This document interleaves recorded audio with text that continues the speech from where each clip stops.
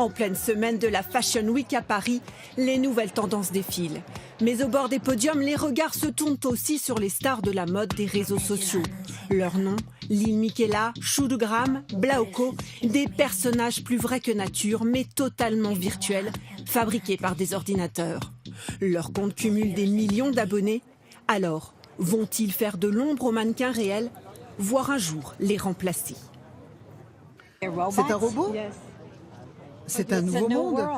Les vrais mannequins sont si maigres, elles sont formatées, n'ont pas d'expression, elles ne sont pas si différentes des robots en fait. Je pense que c'est l'évolution et qu'on sera amené à vivre avec. Selfies, mise en scène de leur quotidien, tout semble réel et pourtant, ces vies sont fabriquées par des agences de communication, elles-mêmes financées par des marques de vêtements. Lil Miquela, la plus célèbre de ces mannequins virtuels, est suivie par 1 400 000 abonnés, un outil facile à modeler pour les professionnels au marketing.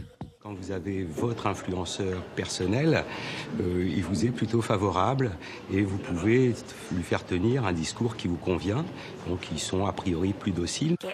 Si Dior, Chanel ou encore Prada ont déjà fait appel à ces mannequins virtuels, Vuitton, le précurseur, déjà en 2016, a utilisé cette héroïne de jeux vidéo pour mettre en scène ses vêtements et accessoires sur les réseaux sociaux.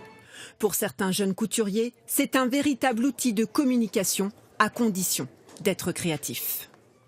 La marque, elle parle quand même à une communauté, à des clientes, à des acheteurs. Donc voilà, il faut que ça raconte quelque chose de cohérent. Et si on le fait juste pour le faire, je pense qu'on se perd un peu dans une hype qui est pas forcément la bonne direction. Mais cette pratique ne fait pas l'unanimité chez les couturiers.